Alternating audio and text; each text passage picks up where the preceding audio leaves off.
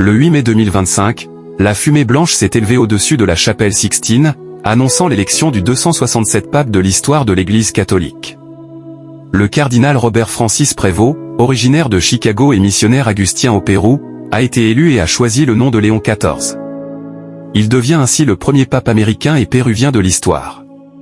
Contexte de l'élection. L'élection de Léon XIV fait suite au décès du pape François, survenu en avril 2025. Le conclave, composé de 133 cardinaux électeurs, s'est réuni à la chapelle Sixtine du 7 au 8 mai. Après 4 tours de scrutin, le cardinal Prévost a été élu par consensus. Il a été annoncé par le cardinal protodiacre Dominique Mamberti, qui a prononcé la célèbre formule latine « Habemus Papam ». Qui est le pape Léon XIV? Naissance et formation. Robert Francis Prévost est né en 1955 à Chicago, aux États-Unis. Très tôt, il ressent un appel à la vie religieuse et rejoint l'ordre des Augustins. Après sa formation théologique, il est ordonné prêtre et part en mission au Pérou, où il acquiert la nationalité péruvienne. Engagement missionnaire au Pérou.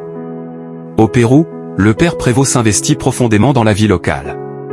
Il travaille dans les communautés rurales, s'engage dans l'éducation et la santé, et développe des programmes de formation pour les jeunes. Sa proximité avec les populations et son engagement pastoral lui valent une grande estime. Carrière ecclésiastique. En 2015, il est nommé évêque auxiliaire de Lima. Sa gestion pastorale est marquée par une approche inclusive et une attention particulière aux plus démunis.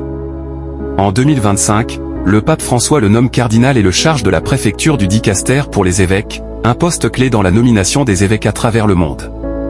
Son pontificat, Léon XIV. Un pontificat axé sur l'unité et la réconciliation. Dès son élection, le pape Léon XIV exprime son désir de promouvoir l'unité au sein de l'Église. Il appelle à surmonter les divisions internes et à dialoguer avec les différentes sensibilités, qu'elles soient traditionnelles ou progressistes. Priorité pastorale.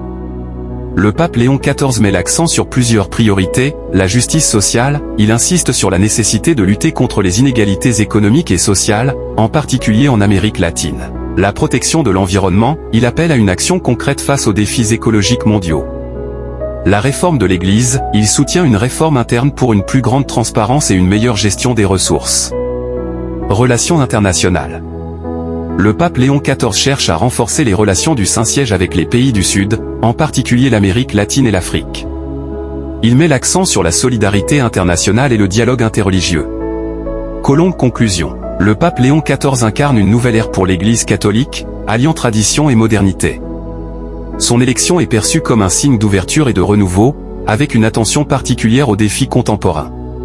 Son pontificat s'annonce sous le signe de l'unité, de la justice et de la paix. Le président de la République démocratique du Congo, Félix-Antoine Tshisekedi, a adressé un message de félicitations au nouveau pape Léon XIV après son élection à la tête de l'Église catholique du monde. Dans ce message, le président Félix exprimait sa grande joie au nom de peuple de son pays, la RDC, en saluant l'engagement du pape en faveur d'une Église humble, fraternelle et très proche de vulnérables. Il affirme également que ces valeurs trouvent un écho particulier dans son pays qui est un pays de foi et de résilience. Le chef de l'État dit avoir été profondément touché par le premier discours du pape Léon XIV, dans lequel celui a insisté sur une Église qui ne doit pas dormir mais servir, à l'image du Christ. Il espère que ce nouveau pontificat sera un temps de renouveau spirituel, de paix entre le peuple et de solidarité envers les plus vulnérables. Il a aussi souhaité que le Saint-Esprit accompagne le pape dans sa mission pour le bien de l'Église et du monde. Ici en France, le peuple disent qu'ils sont ravis du résultat qu'ils entendaient avec enthousiasme. Abonnez-vous sur la chaîne qui nous dise la vérité sur des images derrière la caméra et ne rien rater.